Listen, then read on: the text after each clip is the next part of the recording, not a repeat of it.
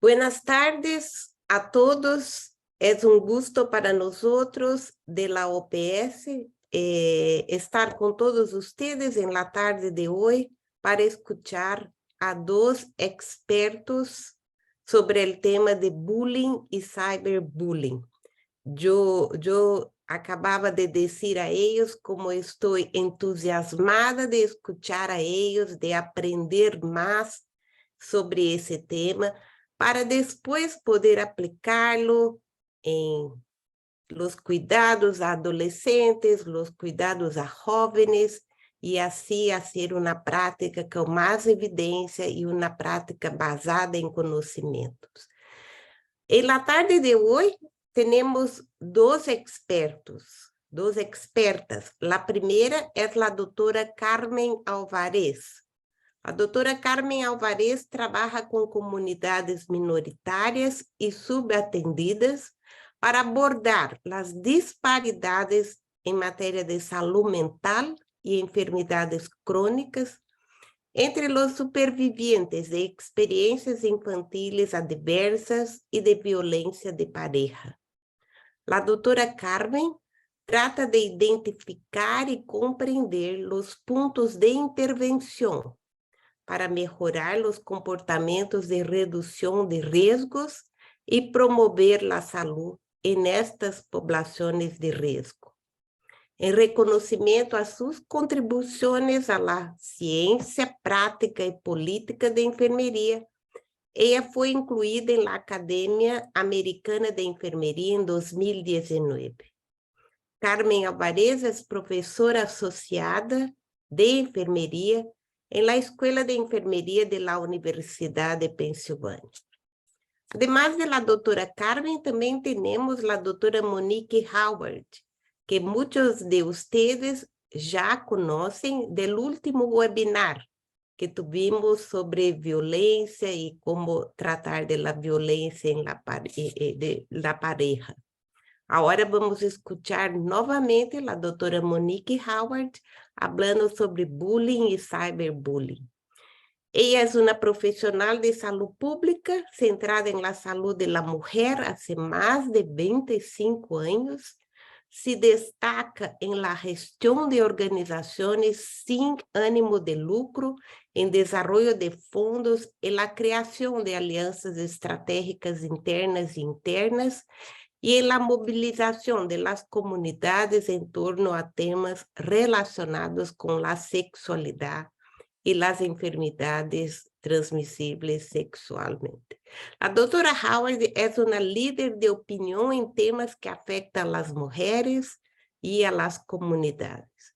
En la actualidad, es directora senior de iniciativas de salud de la mujer en el Centro de Salud Global de la Mujer de la Universidad de Pensilvania, Escuela de Enfermería.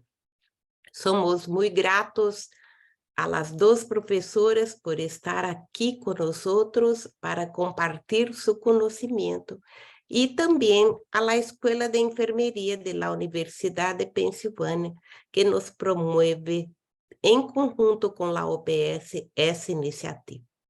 Estou segura que todos estão atentos, querem muito escutar as duas professoras e já começamos com a doutora Carmen. Por favor, Carmen, adelante.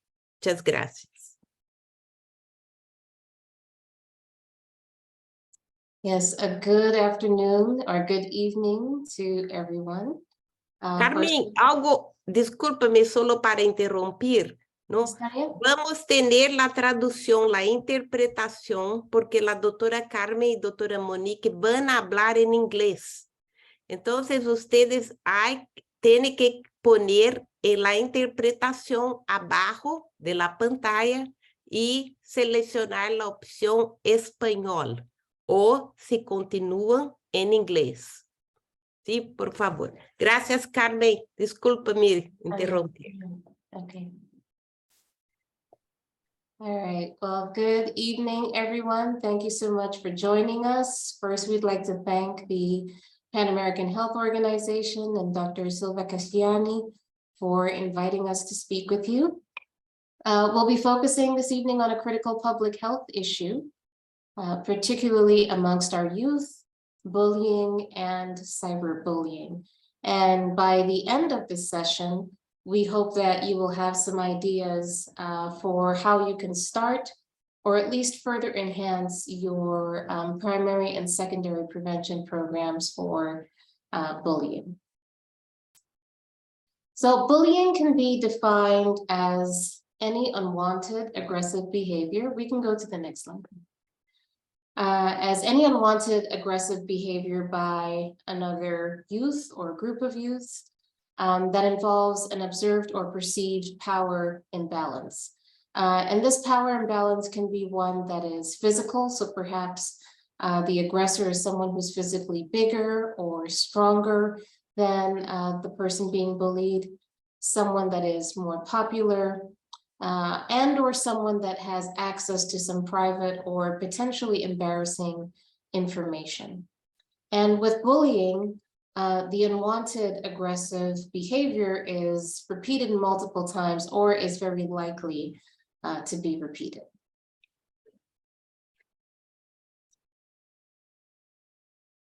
So we can go to the next slide. Okay. Now, of course, there is no good reason for bullying. And there are some unjustified factors that may contribute to a reason, but that may contribute to why someone may find themselves being bullied. And this is not an exclusive list, but some of the factors include race, ethnicity, someone's sexual identity, being new to a new space, being someone that physically stands out from others,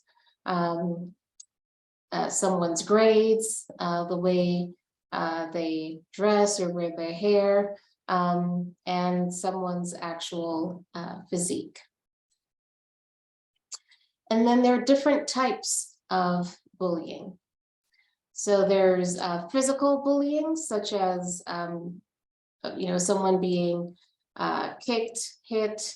It can also include the damaging someone's property.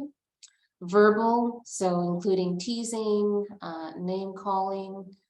Social bullying or relational bullying. This can include exclusive practices where you're intentionally leaving someone out of a group, or spreading rumors about an individual. And then there's the cyberbullying, where these menacing practices of relational or social bullying occur through a form of technology. So there's been some surveys done throughout Latin America and the Caribbean. And researchers have found that the prevalence of victimization ranged from 17 to 39% across 15 countries. Some researchers collected data from over 25,000 students or early adolescents across the 15 countries. And what they learned from the surveys was that boys and girls experience bullying a little differently, where girls are more likely to be teased about their body or their physique, and boys are more likely to be victims of physical bullying, so being hit, kicked, pushed, or shoved around. And our language has changed over the past few years, where we are starting to be more inclusive of the spectrum of gender. And so this data does not yet reflect the bullying that people who does not reflect bullying among people who may not identify as male or female. And so that is currently a gap in the literature. So we have a video here about what cyberbullying may look like, but rather than go through the video, I thought we could open the chat briefly, if possible, or at least receive some comments from our participants about how you have experienced bullying or cyberbullying amongst your clientele. Is it all right if we do that?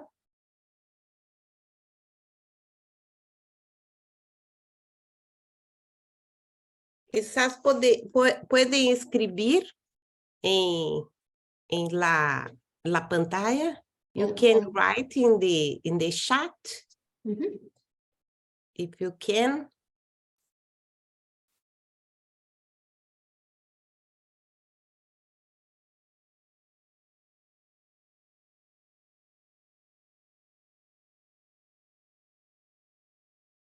Maybe we can continue. Okay, And by the end, Carmen. we'll have some, okay, exclusion and physical bullying is what Marcela has shared. Okay, all right, we can continue and then maybe as you shared, Dr. Cassiani, we can have a discussion at the end. But in essence, no one has been able to escape the cyberbullying. I think that's one thing that may be slightly unique about cyberbullying compared to physical or verbal bullying is that it can transcend all groups. And to illustrate that, we have this Twitter comment, or this tweet rather, from Demi Lovato, who also experienced some cyberbullying related to her problem with addiction. So now I'm going to turn it over to Dr. Howard to speak a little bit more about cyberbullying. Sure. Thank you very much. Good evening, everyone.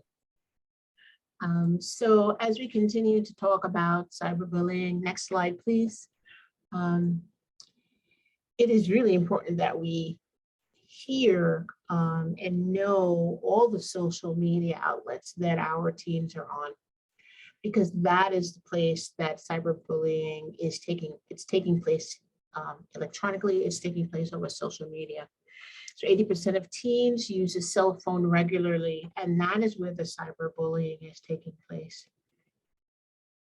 And next slide, differently than when we were younger and did not have cell phones, cyberbullying, bullying stopped if it was related to school from the moment school was over until the moment school started the next day. It stopped on the weekends, and it stopped during all the breaks, and it stopped in the summer. Cyberbullying is 24 hours a day, 7 days a week, every day of the year. So if a young person is being bullied, they're being bullied all of the time. There is absolutely no reprieve, right? So one of the things that Dr. Alvarez said is it's, bullying, and then cyberbullying on top of that is aggressive, threatening, mean conduct that happens electronically. So it happens in our email, it happens in social media, it happens in text messaging, and our kids are on a lot of social media. And so one of my suggestions, and we'll talk later on about ways to prevent and the role that we play as adults, as parents, and as healthcare providers.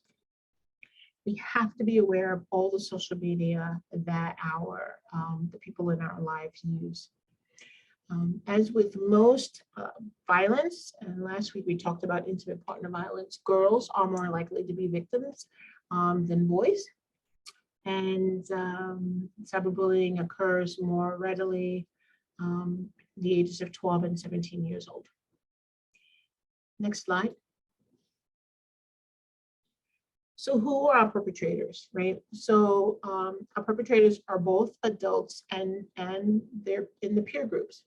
So adults are teasing each other about clothing, about, look, physicality, and whether or not you're popular in the crowd or if you're different. Adults are predators, and they are enticing young people, particularly females, for sex or sexual exploitation, abuse, and trafficking. And that is their job. A predator that is perpetrating on young people, that's all they do all day long. And so it is really challenging as adults for us to know what to do when it's this person's expertise. So where it says here, when it comes to online enticement, girls make up again the majority of the children's victims, and the majority of the perpetrators online for children are male. And much differently than child sexual abuse, in this instance, 98% of online predators have never met the child before. Next slide.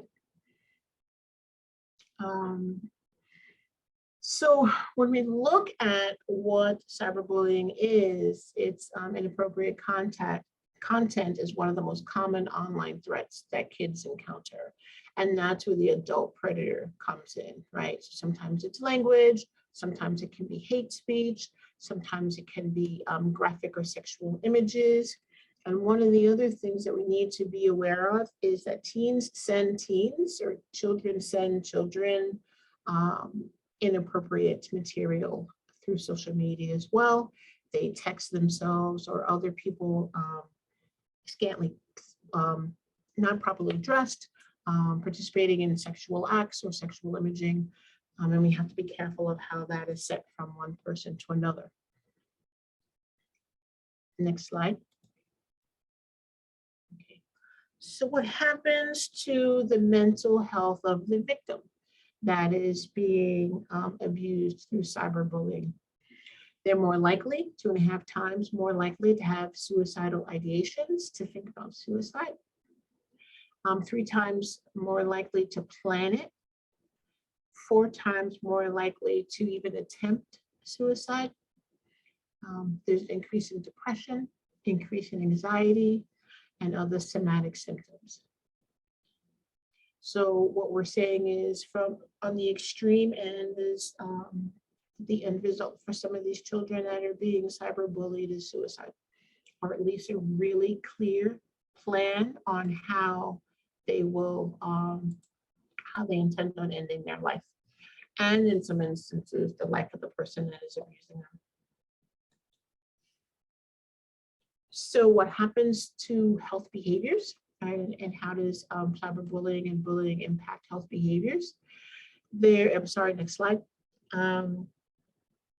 There's increased odds that the young person will use alcohol and drugs, miss a lot of school, not do well in school, or as well as they were doing in school, engage in more physical aggressive behavior and fighting, and use sex as a coping mechanism, particularly unprotected sex.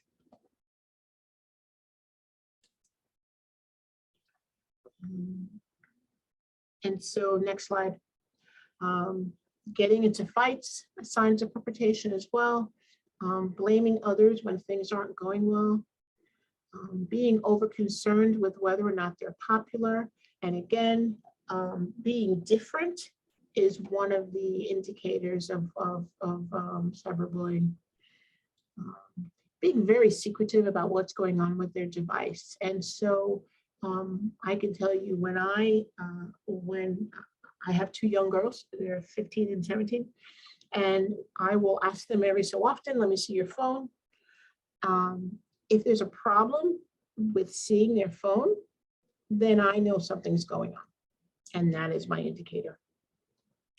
And then there's a notable change of usage in the device, whether they used it, they begin to use it more or stay away from it, are both really clear indicators that there's some type of perpetration going on, and the child may be cyberbullied.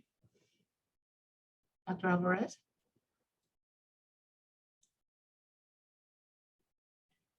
I'm sorry, the next 2 are mine. Is that correct? Yes, but that's however you want to go. You're on 15. So what do our bullied victims look like? And so that's one of the indicators as well, is frequently not feeling well, not looking the way they used to look. Problem sleeping is always a really good indicator that something is going on in the lives of our children. And then changing in eating, whether it's more often, a lot, or a little bit, are indicators that our child is being bullied. Next slide. So what is the school's role in prevention of bullying and cyberbullying? Build awareness that these two type of abusive behaviors take place, and be honest about it occurring in the school, having effective policies around what will happen to the perpetrators. I'm sorry, Monique, we're on a different slide. We are on effects of bystanders right now. Okay, I'm sorry. Okay, so some of the effects that bystanders will have. And so what is a bystander? A bystander is an individual that that watches bullying or watches aggressive or abusive behavior occur.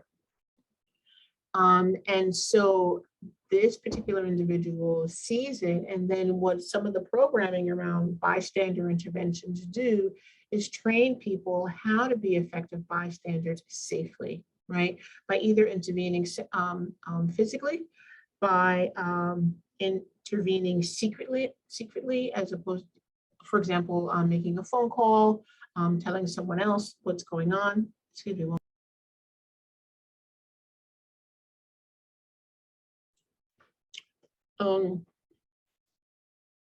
Those are some of the bystander strategies. But while a bystander is watching this go on, they may feel guilt, depression, sadness, secrecy, fear, discomfort in their role as a bystander. And so as we talk again about prevention of bullying and cyberbullying, building awareness at the school, creating effective bystander space and interventions, and utilizing some of the interventions that are available. Teach strategies to the whole community, teachers, staff, and students, and ensuring that the environment, particularly the school environment, are trusted, respectful places, have a culture of respect, a place where it's conducive for safety and for learning. Right. Thank you, Dr. Howard. Yeah, just to expand on that, one way that is an evidence-based strategy for preventing bullying is the campaigns. So, and part of the work of the campaigns, we can stay on the previous slide. Part of the work of a campaign is to build awareness so that we all know what it is, so that we can intervene as soon as we see it. So letting students, teachers, and parents know what bullying looks like is critical for helping them understand, so that they can intervene as soon as possible. And anti-bullying programs reduce school bullying perpetration by approximately 19 to 20%. So it's a fairly significant amount. And if we can think of the socio-ecologic framework, where we have multiple spheres, if you will, in which we all reside, interventions that target the different spheres, so the community, the school, the home, and the individual, interventions that are multi-level essentially have demonstrated to be much more effective. Okay, next slide. Okay. And then in addition to school-based strategies, parents, of course, play a very significant role in both primary and secondary prevention. So open communication and adult supervision are some of the foundations for online safety. So working with parents to create family rules and online guidelines together and discuss how they can protect everyone's personal well-being and information. Spending time together so that they're educating their children on what appropriate online behavior and communication entails. And then making it a point to monitor time that is spent on computers, smartphones, tablets, or other devices. That can be, of course, be a challenge for working parents.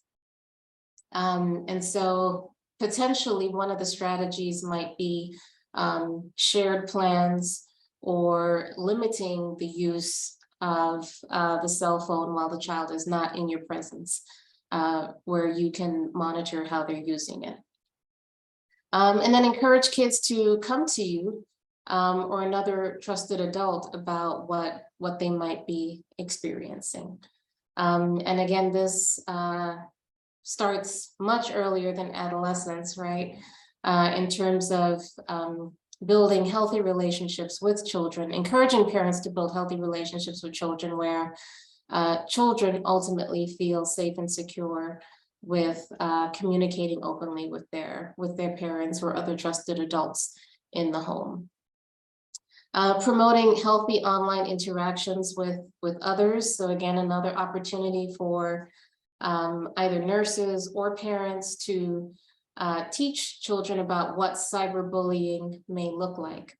Some people may not know that they're being cyberbullied if they're not aware of what it actually entails. And sometimes understanding what something is and being able to name it is critical for being able to explain to somebody else what's happening to you, and also understanding why you may be feeling why you're feeling because of an awkward interaction. So teaching young adults or adolescents how to avoid responding to a threatening message by blocking or unfriending the person. Discuss the risks of chatting with strangers and avoiding becoming friends with someone who they may not know, and avoiding meeting in person without a caregiver's approval or supervision. And then talking about protecting one's personal information, helping children and adolescents understand that whatever you put on the internet becomes public, no matter how private you think it is. So just helping them think through and be judicious about what they post, because unfortunately, at some point, it may be used against them, either now or later on in life. And then ensuring access to age-appropriate content. Sometimes through the service provider, there is a way to put up parent controls on devices or on search engines so that only websites that are age-appropriate can be viewed by the child or adolescent. And then also explaining how inappropriate content can come from many different sources like emails, direct messaging, inappropriate websites. And then how to respond to harmful online behavior. So taking the child seriously if they report feeling uncomfortable after receiving an online message, letting them know that it's not their fault, and praising them for being open with you with that content. And again, going back to blocking the user, and if possible, contacting the website's administrators to let them know, contacting the website administrator to let them know that some harmful information has been posted. And if possible, getting a screenshot of the offending material so that the website administrator can be made aware. All right, next slide. So now we're coming to our role as nurses in the primary and secondary prevention of bullying. And we play a critical role, especially in school settings. School nurses are exceptionally well positioned to promote open communication, trust, and caring relationships among staff, families, and community partners. We're important for providing school connectedness. School connectedness describes the idea of helping youth feel accepted, cared for, and supported at school. And the more students feel a sense of connectedness, the more or less likely they are to be victims and perpetrators of bullying. So nurses can play a role in helping to advocate for students, to help them feel connected and offer guidance on conflict management or de-escalating conflict to minimize bullying, and again, foster connectedness within the school.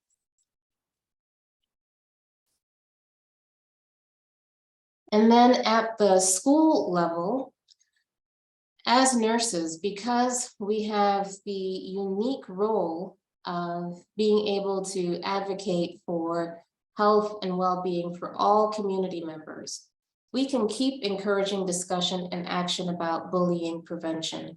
The more we keep it on our community's radar, the more we can be attuned to the problem and address it as soon as it is identified. We can advocate for anti-bullying programs, which again, we know are effective. As Dr. Howard mentioned earlier, having a healthy home environment is also important for modeling healthy relationships to children and adolescents so that they can emulate positive behaviors with their peers. When we look at the research about predictors of bullying, of someone being a perpetrator of bullying, oftentimes these are individuals that come from homes with an authoritarian style of parenting, or from homes in which there is some form of domestic violence. And so as nurses, we have the unique ability to approach families and offer some intervention to create a healthier space for the adults as well as the children. We also need to support victims and perpetrators alike. I don't remember who said it, but I remember, I believe it was a pediatrician saying that children and adolescents may not have the words to be able to tell you how they feel, but they will show you how they feel. And so just like how we need to support the victim, someone who is a perpetrator of bullying or cyberbullying clearly are not feeling good about themselves inside about something. And so they also warrant some evaluation and attention so that we can get at the underlying issue and support them as well, to help them not only feel better about themselves, but also to prevent repeat bullying behavior later on.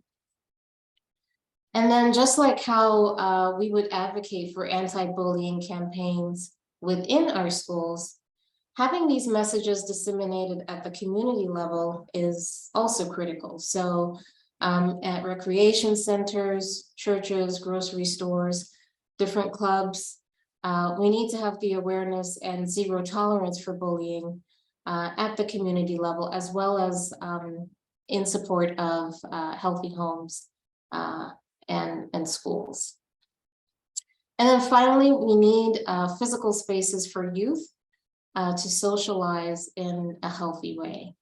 Having spaces where youth can come and engage in recreational sports or some other extracurricular activity is important for them to have healthy outlets and realize their potential in areas outside of the school setting.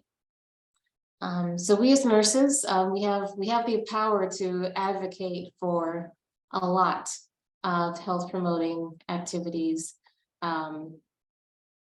for prevention and secondary prevention of cyberbullying and bullying in general. And then next we have some resources. It's not clear that all of these resources have a Spanish version. However, the CDC, cdc.gov, does have a lot of their material available in Spanish. Their Stop Bullying campaign also has stopbullying.gov. That also has a lot of material available in both Spanish and English. And there was another site, county rankings .org. That was on slide number 20, I think. That's another website that offers, yes, the one where, yes, this slide.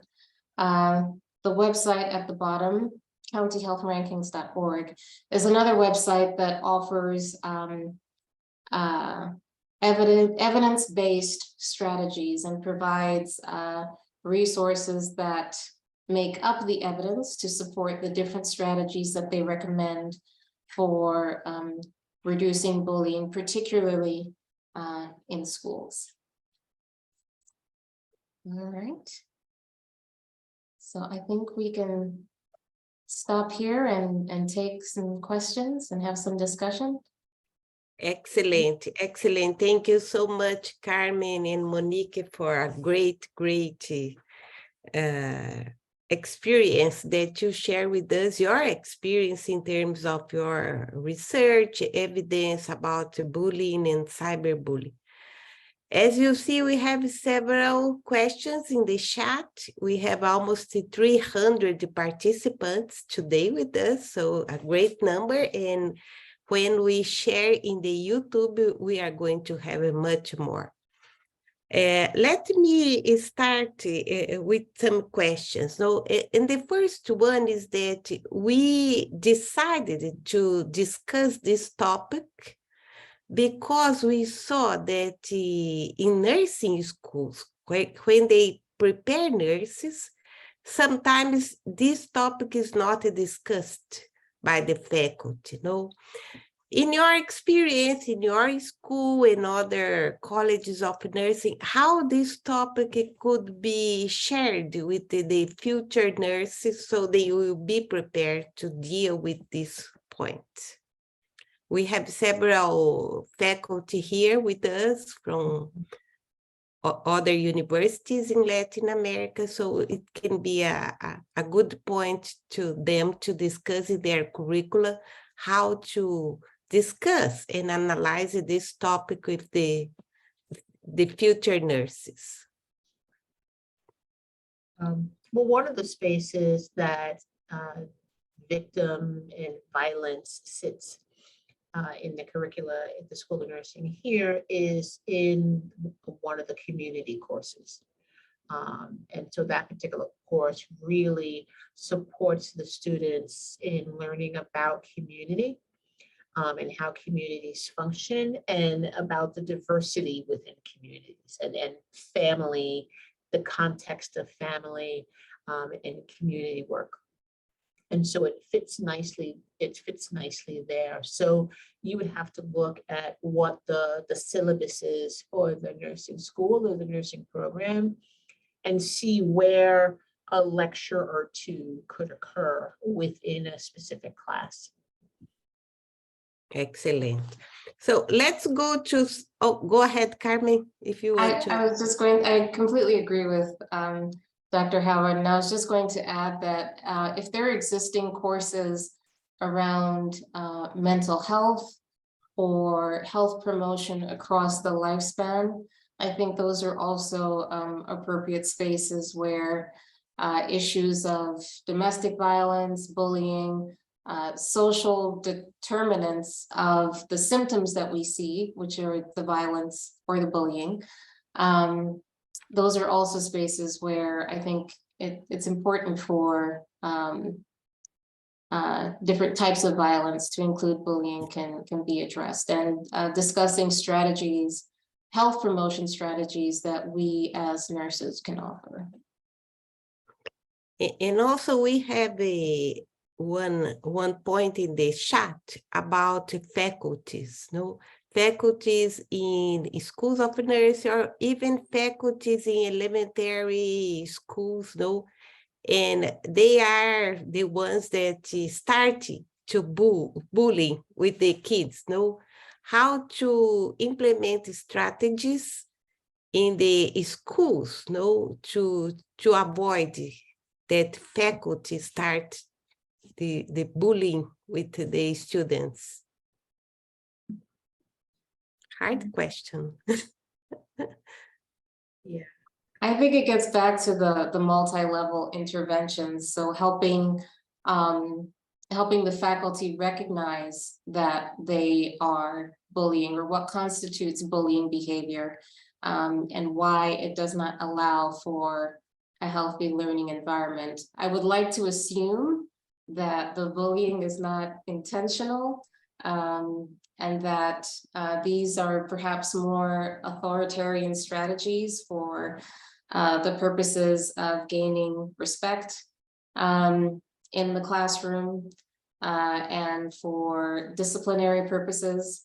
But I would like to think that helping people recognize what the behavior entails is one way to start to decrease bullying against students, and likely bullying, minimize bullying amongst themselves as faculty. Sure.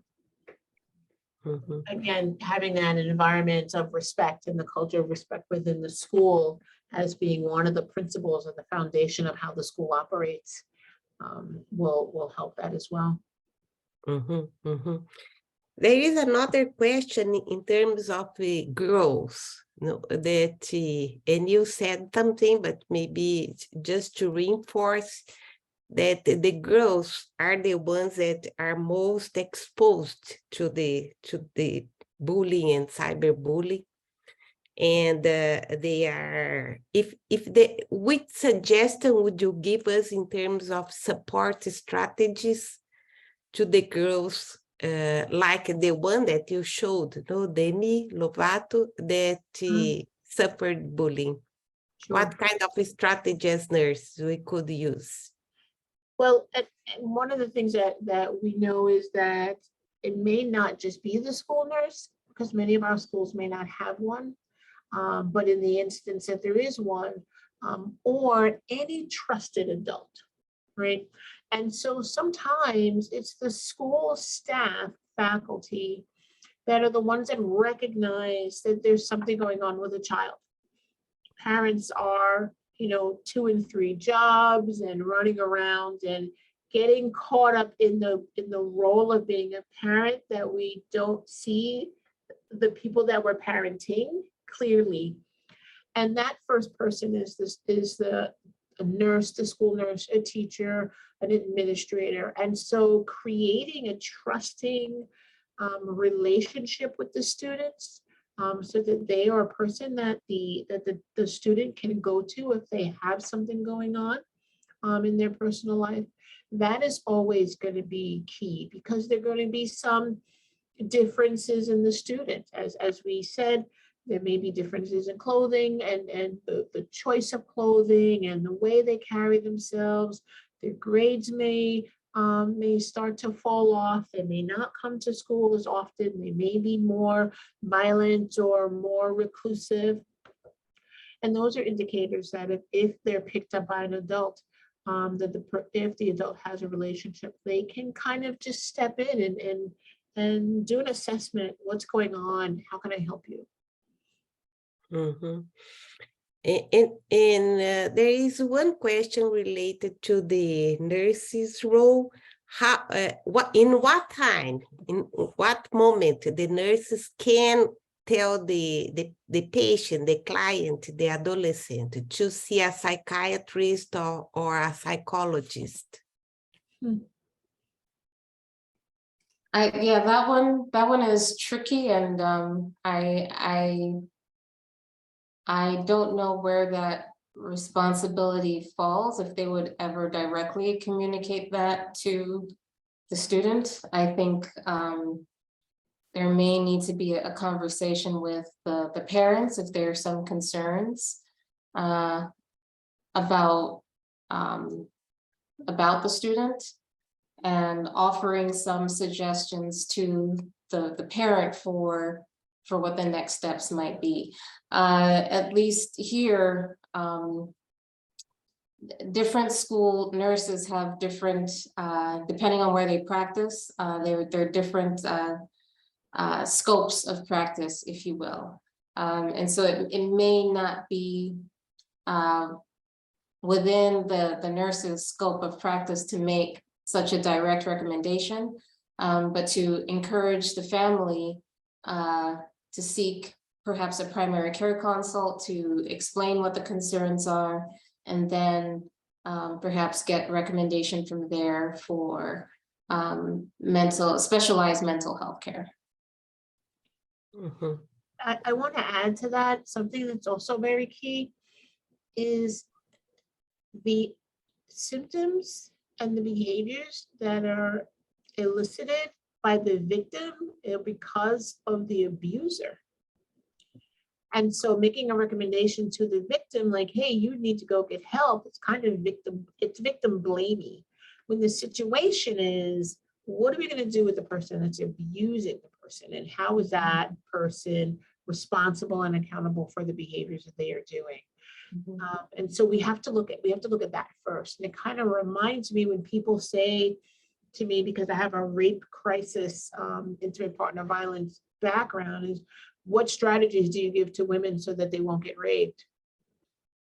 Don't rape people, right? I mean, that's like the strategy is don't rape people, and then we won't have to think about what the outcome is. And the same thing here with cyberbullying is this young student, particularly young woman, is depressed because she's being bullied. We have to stop the bullying. Mhm.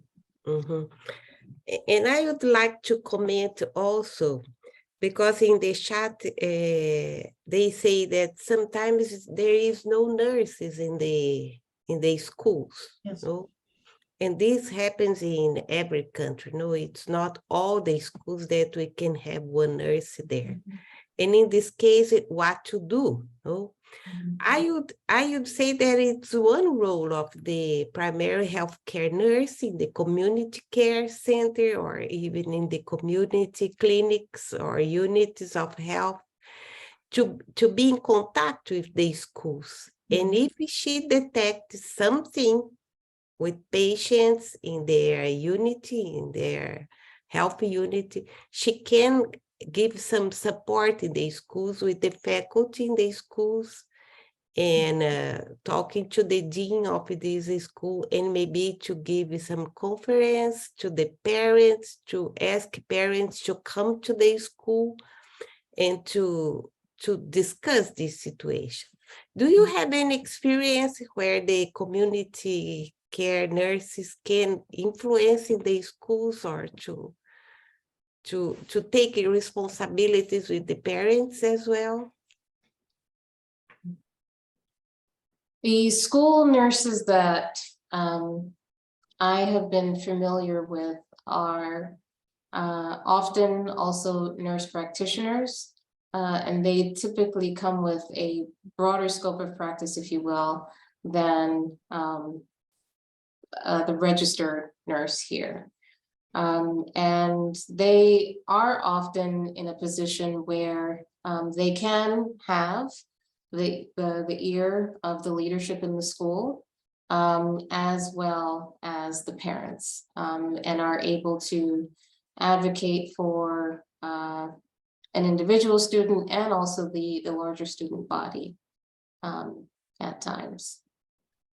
The other comment I was going to make in follow-up to Dr. Howard's comment is that unlike with other forms of bullying, with the physical or the verbal bullying, one thing that has been identified with the cyberbullying is that in this type of bullying, someone is often also both victim and perpetrator, which we don't see as much with the other forms of bullying. So Dr. Howard is right. We need to be pretty attuned to the entire context or scenario for guiding the parents or the school on what to do next with the individual. Yeah, And I agree with one colleague in the chat that said this is not just for the nurses, but for the interprofessional team. No, Mhm. everybody needs to be informed about the strategies, the policies, to know about how to deal with an adolescent or a young person, no? How to deal in this situation, and also in the community centers, in the environment around the school. There is another question here. It's related to policies, no? Is there any policies? Should the countries prepare policies related to in terms of education, the Ministry of Education, or even the Justice Department, policies related to bullying and cyberbullying? What do you think about this? I I know think- that, oh, Go ahead, please. I know that here in the United States, there are strict bullying policies that are set forth by the Department of Education in each state.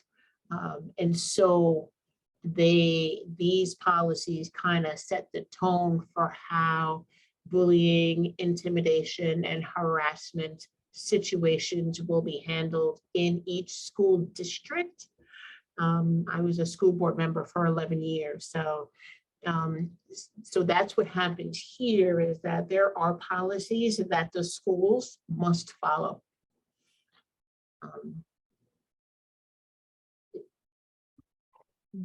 And also policy inside the school. Absolutely. No? Yes.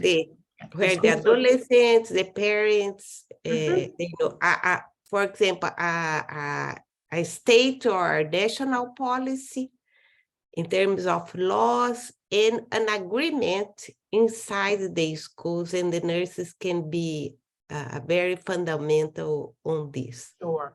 What happens in the schools here is that if a student, there's a designated person in the school that receives reports. So if a student wants to make a report, that's fine, or a teacher wants to make a report, and then that designated person investigates.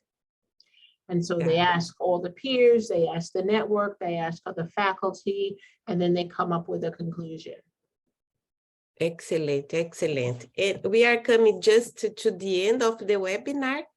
And I would like to ask you, to give a message to our participants. We have 294 participants right now with us, a big group. What kind of message would you like to tell them? A short message that when we finish the webinar, they will still thinking about, and maybe tomorrow they will talk to others. And what is your message to them? Who will be starting? Monique? Monique? Sure. I have, as I said, teenagers, and so I've been doing this, from the moment I gave them phones, and they received telephones at 11 years old. And so here are the rules, right? Number one is that we are part of a family plan, so they cannot download an app without my permission. They cannot add on new people as friends without my permission. They cannot download any other social media without my permission, and I have to be able to follow them.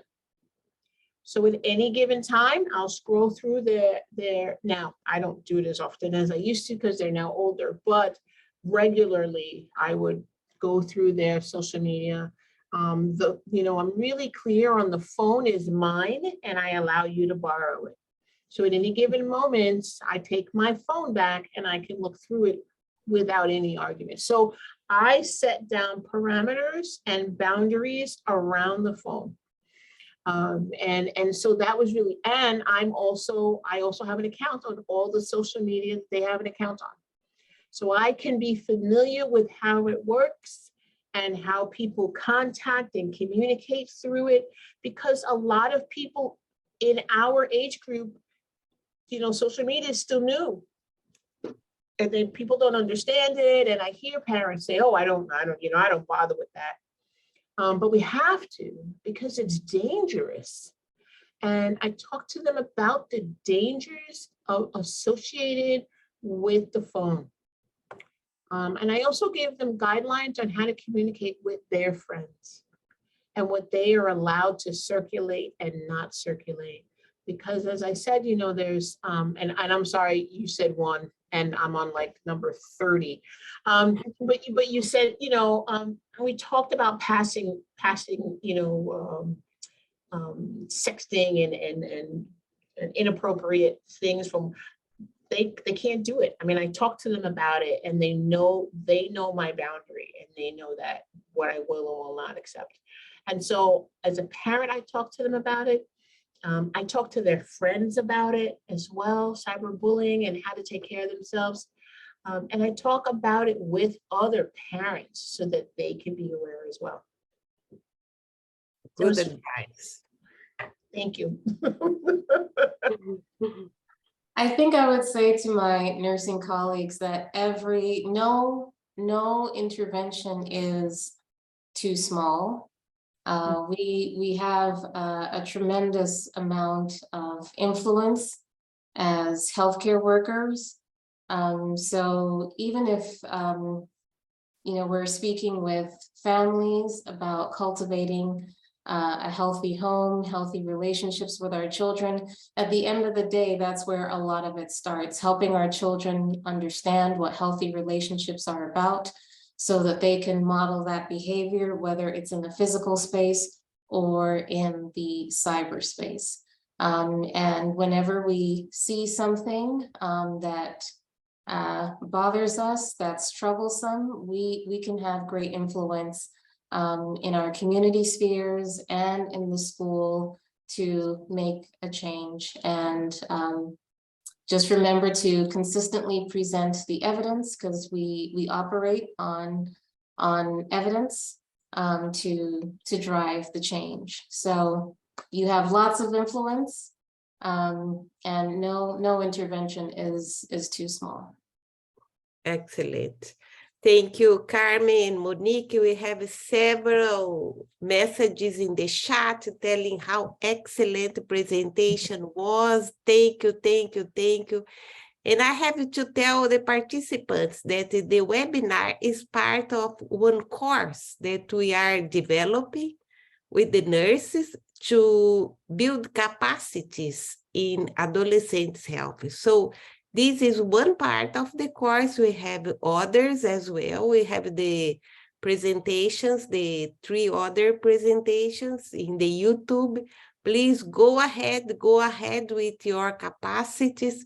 Prepare yourself to work with more quality and more capacities with our adolescents, with their parents, with the faculties in our schools of nursing. Thank you so much, and see you soon. Go ahead. I do want to say thank you to our interpreter. Given the questions, clearly you communicated our message perfectly. So thank you so much for your hard work. I know it's not easy doing simultaneous interpretation, so thank you. Yes, they are very, very supportive to our work. Thank you. Thank you to them, and also to our team in Pajo, Bruna, Rebecca, and all the interpreters. Thank you so much. Bye-bye. Thanks, everyone. Bye-bye.